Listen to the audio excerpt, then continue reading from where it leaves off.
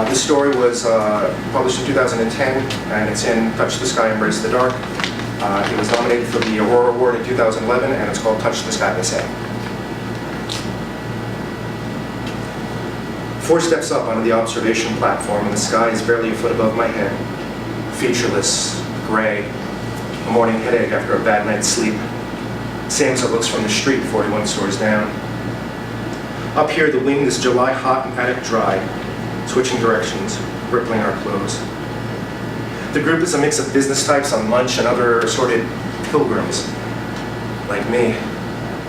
There's a middle-aged guy in black jeans and a sleeveless Harley-Davidson shirt, a teenager with hair spiked despite his school blazer and tie. The last one up is a girl in her 20s with peroxide blonde hair and a Ramones t-shirt. She doesn't hesitate. Fingertips stroke the sky. I see my own uncertainty mirrored in her expression.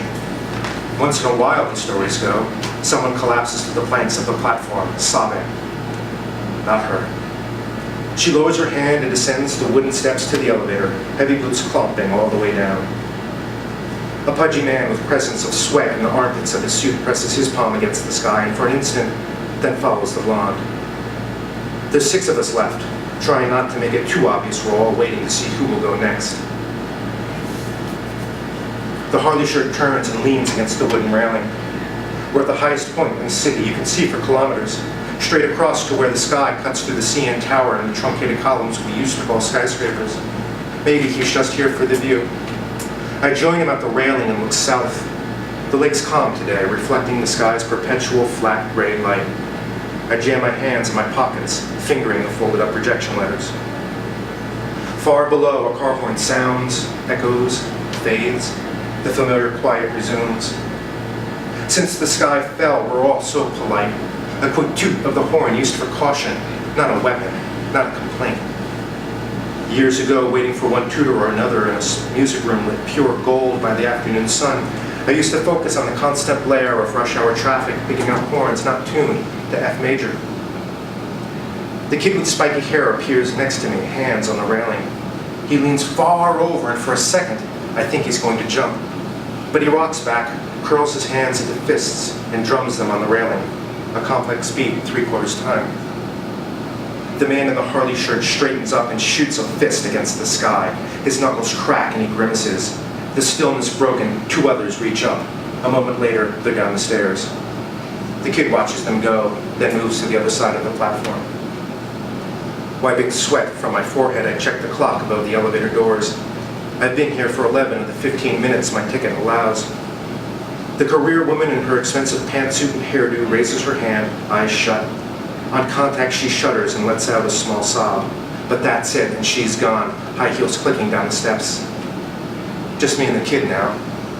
I wonder what his story is. Maybe he wonders about mine. We probably both wonder if it's true what they say.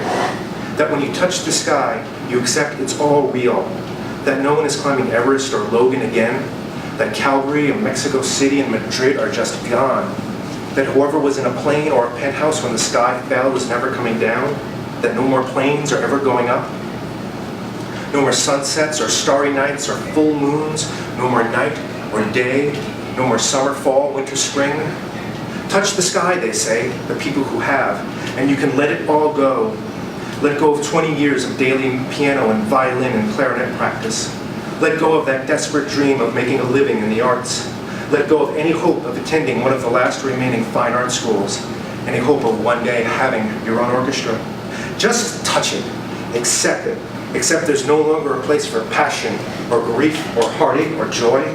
The world is what it is. There's no need anymore for creation. The sky fell, and we survived that year of panic and wasted effort, and now we know better. We know there's nothing we can do or control. We know that nothing means a goddamn thing anymore. I reach in my pocket for the letters, hold them out before me and open my fingers. The hot wind catches the pages, spreading them across the wooden deck, to the edge, over it. The teenager watches them go and then yanks loose his tie. "Fuck this," he tells no one. He balls up the tie and pitches it over the railing. Without once looking skyward, he stomps down the steps. The staffer who escorted us up appears at the steps, her uniform as gray as the sky. "Time is up," she announces. and motions for me to come down. I obey. She takes a place by the elevator door, hands clasped before her, impassive. The others wait, calm, docile. I begin to whistle low, a composition of my own in E-flat. The kid nods along, tapping his palms against his legs. He follows the rhythm through its asymmetric 5/4 meters, his beats growing increasingly complex. I have a moment to admire his talent before I catch the glare of the man in a Harley shirt, the irritated shuffle of the business types, the frown of the peroxide blonde. My instinct is to stop out of politeness. I look away and force myself to keep whistling. The elevator pings, ready to take us back down to the street. I think I've been in this house for a couple of days now, but I can't remember where I am or how I got here. Funny, I should be bothered by all this, but I'm not. This place, it seems familiar. I always end up down here in the basement looking at one of the floor joists. It has a bunch of wires and pipes snaking through a hole drilled in it. Something tells me it's important. The front door just opened. In an instant, with just a thought, I'm there. Two men are coming in dressed in jeans and t-shirts and windbreakers. One is in his late teens or maybe early 20s, the other old enough to be his father. Behind them, in the gravel driveway, is a pickup truck. I think they've been here before. The older one surveys the room while they're my brother and father. Dad, I ask, moving to him. Dad, what happened to me? A chill washes over me, full of fear, anger, regret. It's my father's emotions. No, more than that, memories. I can feel them, see them, all around me. He was surprised and angry as he read. He forces the memory away, telling himself he's almost done. After this, he'll never need to come back. He's afraid. He's afraid his guilt will keep building every time he comes here until he cracks and confesses what he did. But more than that, he's scared there's some evidence he's missed.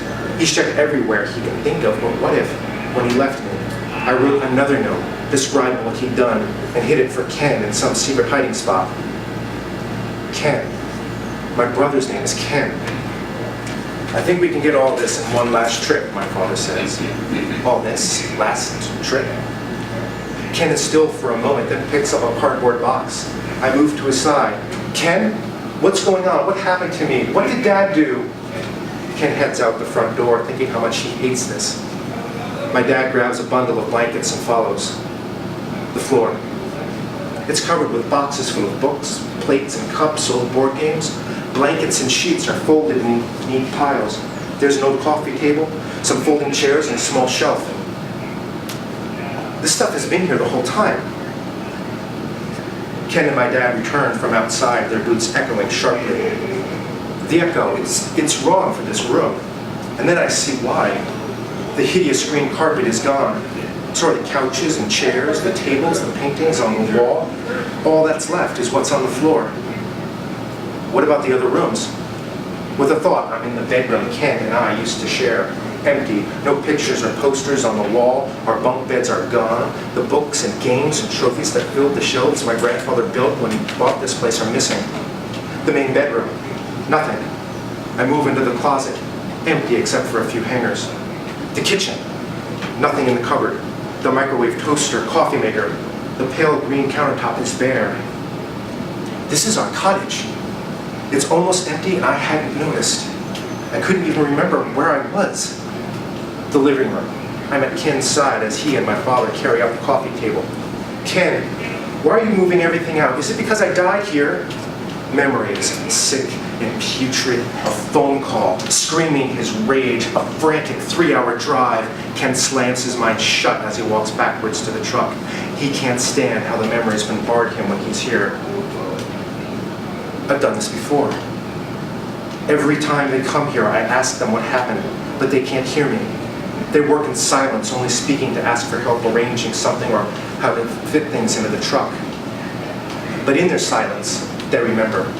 Their memories scatter and ricochet around me. They're quiet, a storm of thoughts and regrets. I try to get them to remember what happened to me so I can remember. And then they leave, and I forget again. Dad, what are you scared of? I ask as he enters the room, knocking a dead leaf from his boot. I was standing on the workbench. He scratches the back of his head, digging fingernails so deep the pain obliterates the memories. Ken, I say as he passes through the front door, how did I die? A hospital. As the doctor talked, my father, a stoic man whose only emotions are anger and disappointment, held back tears. Ken couldn't hear what they said, but saw our father's grief as a performance and began to suspect our dad was covering something up, that maybe he was to blame. I'll hold it there. They were once known as angels from the sky and heaven.